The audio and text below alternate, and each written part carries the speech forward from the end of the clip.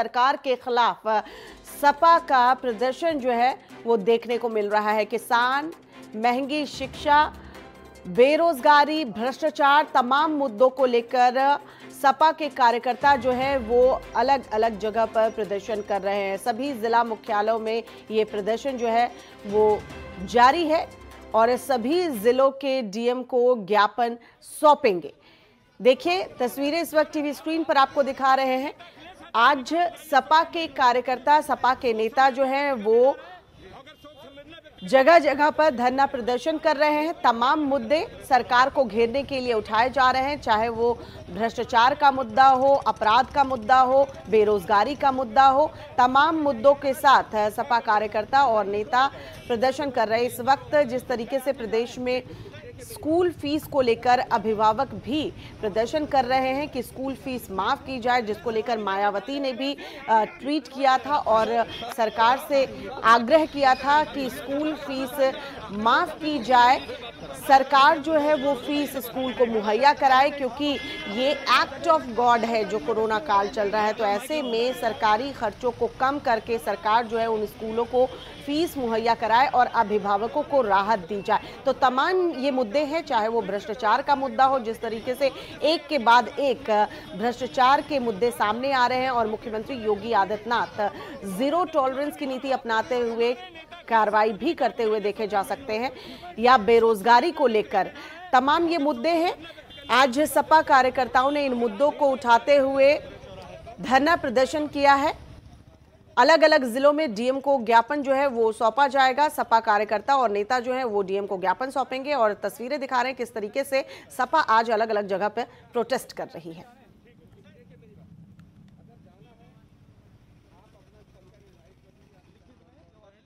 हम लोग प्रतापगढ़ में हो रहे अन्याय के खिलाफ राष्ट्रीय अध्यक्ष जी ने निर्देश दिया था, तो वहां जा रहे हैं। अब ये प्रशासन रोक रहा है, या तो हम गवर्नर हाउस जाएंगे या मुख्यमंत्री जी से मिलने जाएंगे और मुख्यमंत्री जी से पूछेंगे कि उत्तर प्रदेश में इतना अन्याय आपके नेतृत्व में क्यों हो रहा है, आपके अधिकारी क्यों कर रहे हैं और क्यों आप कर रहे हैं। अन्याय के लिए तो सरकार ने बहुमत नहीं दिया था, अन्याय करने के लिए आप मुख्यमंत्री बने हैं और जात और धर्म देख करके आप कार्रवाई करेंगे। इसके खिलाफ हम लोग हैं। अगर पुलिस हमको चाहे तो जेल भेज दे, या हम जा रहे हैं मुख्यमंत्री आवास। सुनील सिंह साजन को आप सुन रहे थे कि उनका कहना है कि वो मुख्यमंत्री से मिलने जाएंगे और उनसे तमाम सवाल पूछेंगे, लेकिन प्रशासन जो है वो उन्हें रोक रहा है और तमाम मुद्दों को उठाया जा रहा है। और एक बार फिर से बोला जा रहा है कि जाति देखकर कार्रवाई की जा रही है। जो ब्राह्मण कार्ड खेला जा रहा था, जिस तरह से ब्राह्मण के मुद्दे को सपा और बसपा ने उठाया था, एक बार उस ओर इशारा किया जा रहा है कि प्रदेश में जो भी कार्रवाई हो रही है, चाहे अपराध के मामले में हो, भ्रष्टाचार के मामले में हो, उसमें जाति देखकर कार्रवाई की जा रही है।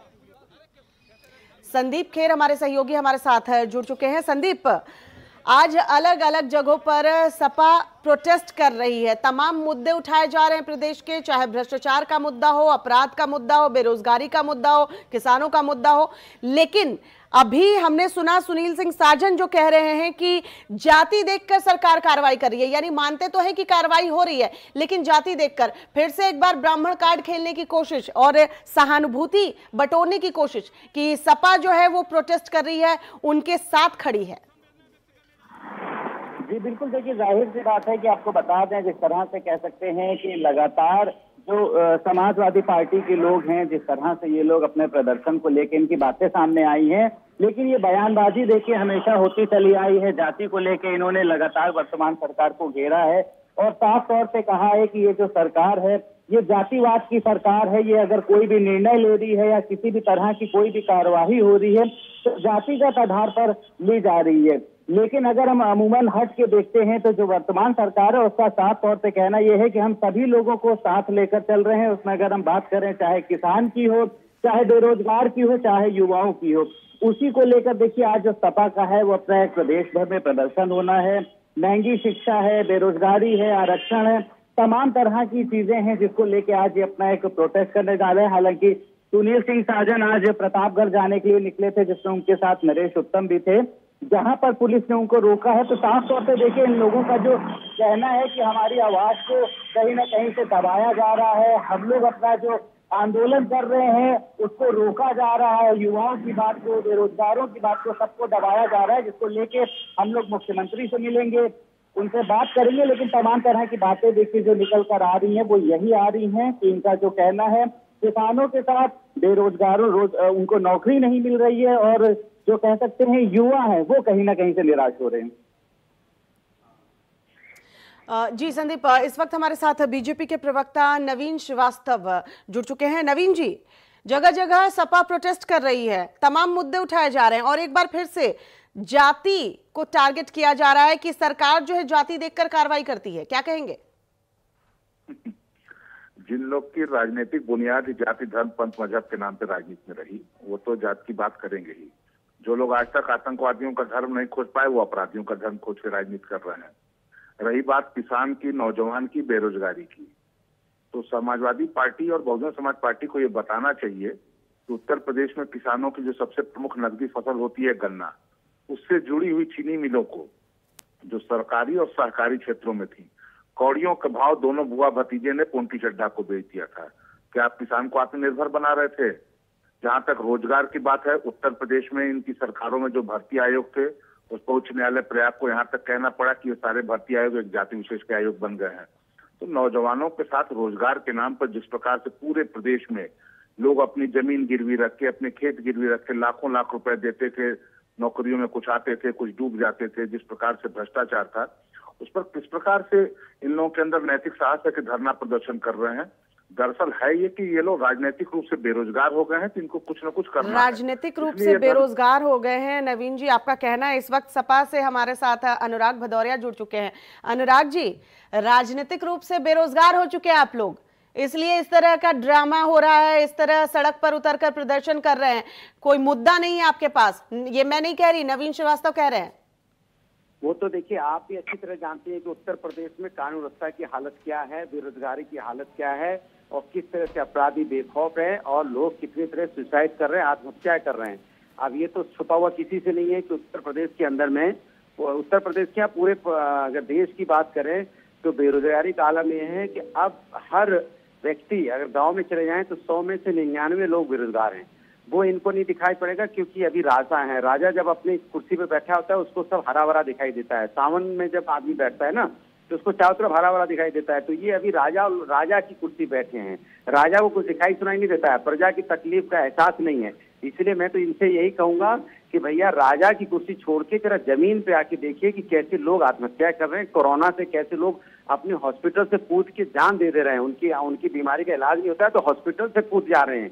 और आपके विधायक जी के भाई वगैरह भी कूद चुके हैं, ये शायद भूल गए हैं। और ये भूल गए, ये समाजवादी तो कह ही रही है, बीजेपी के विधायक भी चिट्ठी लिख के कहते हैं, ये भी शायद इनको याद नहीं। तो मतलब बीजेपी के नेता और विधायक भी राजनीतिक रूप से बेरोजगार हो गए, जो बार बार चिट्ठी लिखते रहते हैं कि भैया हमारे उत्तर प्रदेश में भ्रष्टाचार बढ़ा है, यहाँ चोरी डकैती भूसा भी गाय का खाया जा रहा है, और यहाँ पे मेडिकल इक्विपमेंट भी हम खरीदने में घोटाला हो रहा है। वो भी राजनीतिक रूप से बेरोजगार हैं विधायक जो बीजेपी के हैं। सही कह रहे हैं, इनकी गलती नहीं है। इनमें सिर्फ एक ही व्यक्ति को रोजगार मिला हुआ है, जो कुछ 2-4 होंगे जो सीएम सेक्रेटरीट में बैठते होंगे। बाकी तो बीजेपी के विधायक सांसद भी बेरोजगार हैं। तो ठीक ही कह रहे हो आपको, अगर आपको राजनीतिक बेरोजगारी ठीक ही कह रहे हैं, आप राजनीतिक रूप से बेरोजगार हैं, लेकिन हम लोग जनता के साथ जुड़े हुए हैं, जनता की आवाज उठाते रहते हैं। जनता की आवाज उठा रहे हैं अनुराग भदौरिया और सपा के कार्यकर्ता आज जो है जनता की आवाज उठा रहे हैं। नवीन जी, जनता जो चाहती है वो आप लोग कर नहीं रहे हैं, भ्रष्टाचार पर लगाम नहीं लगा पा रहे हैं, अपराध बढ़ते जा रहे हैं, मुख्यमंत्री एक तरफ एक्शन पर एक्शन लिए जा रहे हैं, लेकिन अगर ग्राउंड लेवल पर देखें तो अधिकारी और कर्मचारी जो है वो सुधरने को तैयार नहीं। देखिए, जहां तक अपराध की बात है, 2020 तक के आंकड़ों को उठा के देख लीजिए। 2017 में जब से यूपी में आगे गांधी के नेतृत्व की सरकार बनी, लगातार संगीन किस्म के अपराधों की संख्या में कमी हुई है। लेकिन जो सबसे बड़ी चीज हमारे अभी मित्र कह रहे थे अनुराग भदौरिया कि भाजपा के ही विधायक प्रश्न उठा रहे हैं भ्रष्टाचार, निश्चित रूप से देखिए हम लोग जनता के प्रति जवाबदेह हैं। हमारे विधायक, हमारे जनप्रतिनिधि अगर उनको कहीं भ्रष्टाचार समझ में आ रहा है तो उसको वो सामने ला रहे हैं और उस पर तत्काल संज्ञान लेकर सरकार कार्रवाई कर रही है।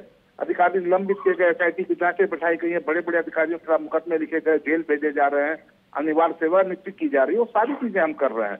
लेकिन मैं समाजवादी पार्टी से एक बार फिर प्रश्न करना चाहता हूं कि आप मेरे 2 प्रश्नों का जवाब दे दीजिए। क्या समाजवादी पार्टी और बहुजन समाजवादी पार्टी की सरकार ने उत्तर प्रदेश में सरकारी और सहकारी यानी कोऑपरेटिव क्षेत्र की 20 से अधिक चीनी मिलों को ओंटी चड्ढा ग्रुप को कौड़ियों के दाम नहीं बेचा गया था। नंबर 1, उत्तर प्रदेश में भाजपा की सरकार बनी, योगी आदित्यनाथ जी ने नेतृत्व की तो हमने 8 नई चीनी मिलें शुरू की, 6 की हमने क्षमता बढ़ाई।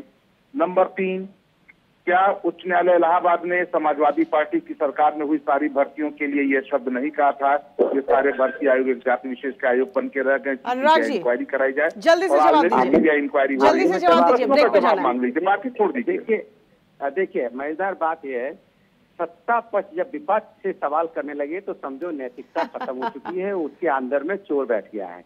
सत्ता अगर विपक्ष से सवाल पूछने लगे कि आप क्या कर रहे हो तो समझो सत्ता पक्ष ने कुछ नहीं किया है। अब वो सत्ता अनुराग जी टैक्टिस आप लोग सीख लिए हैं और अनुराग जी वाकई में आप अच्छे प्रवक्ता में से हैं, इसलिए अब आपने बीजेपी से कम इतना तो सीख लिया है कि किन शब्दों में जवाब देना है। सत्ता पक्ष विपक्ष से सवाल नहीं पूछ रहा है, आपके कार्यकाल की याद दिला रहा है और सत्ता पक्ष को तो ये फायदा है अनुराग जी कि विपक्ष जो है वो बिखरा हुआ है और इसलिए आप लोग साथ मिलकर एक मुद्दे को उठाते तो शायद सरकारी की चूल्हे हिला सकते थे, लेकिन ये जो विपक्ष बिखरा हुआ विपक्ष है ना उसका फायदा सत्ता पक्ष को जाता है। बोलने दीजिए, आप जब बीजेपी बोल रही थी तब आप नहीं बोल रहे थे। नहीं मैं तो ये कह रही हूँ, आप जब कह रहे हैं आपने शब्दों का चयन बहुत अच्छा किया। थोड़ी देर में मोदी मीडिया भी बता देंगे, आपने बोल के टाइम अनुराग भाई, अभी थोड़ी देर में आपको मोदी मीडिया भी बताने लगेंगे। चलिए बहुत बहुत शुक्रिया आप दोनों का, बहुत बहुत शुक्रिया। अनुराग भदौरिया, नवीन श्रीवास्तव, आप दोनों हमारे साथ जुड़े, बहुत बहुत शुक्रिया।